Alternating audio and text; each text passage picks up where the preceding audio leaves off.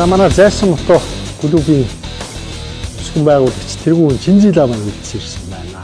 За тун удахгүй одоо манай талынслах наадны 10 жилийн түүхт ой болох гэж байна.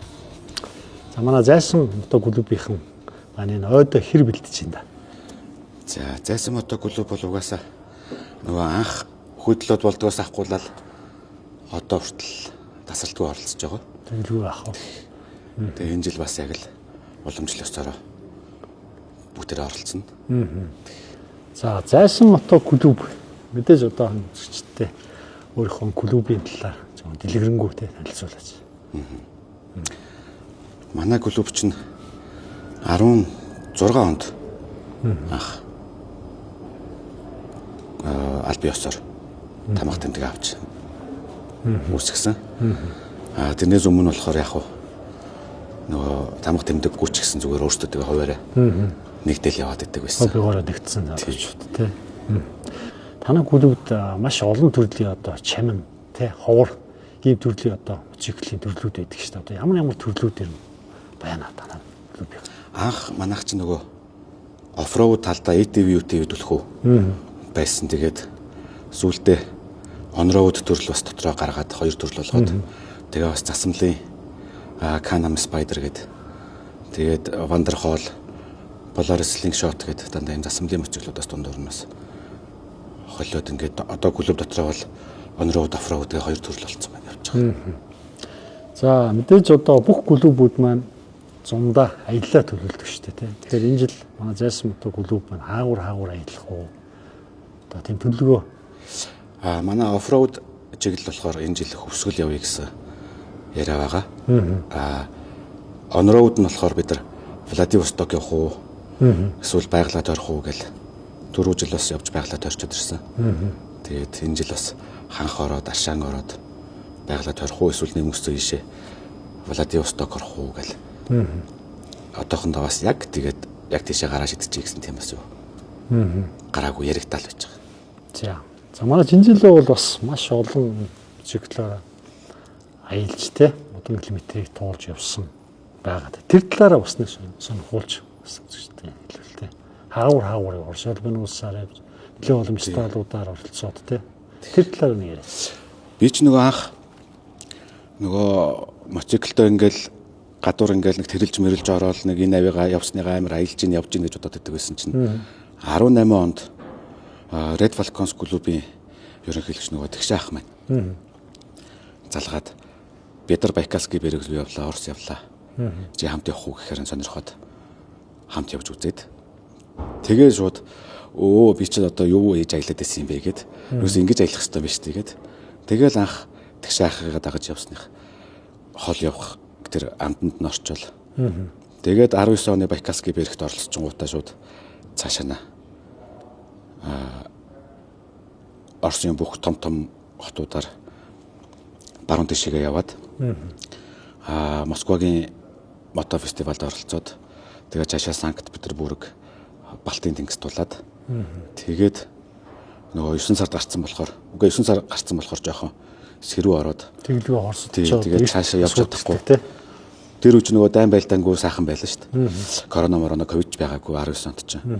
Тэгээд шууд доошоо Белорус буугаад Украин ороод тэгээд сүүлдээ шөндөө бүр тэгмиг болоод хөтрээд харна.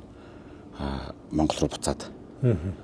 Тэгсэн чинь Москвагаас гараад нааша Владимир өнгөрөөл явж байхад баг шөндөө баг асах 2 моёртой нойтон цасмас орж эхлээд тест нэрэ баларсан шүү дээ. Тэгэл бүрстэ нэрэ гэрлүүгээ буутахын төс болол. Тэгээ явж исэн чи харин зам дээж Новосибирскт намайг тосч аваад. Тэгээд ээжигээ тэгээ ойлаа сундлаад Новосибирскээс нааша ээж дээр Монгол хүртэл яваад ирсэн дээ. За хүмүүс ярьдаг шүү дээ ээж хаа ачиг нэг сар хариулчих юмсан гэл те.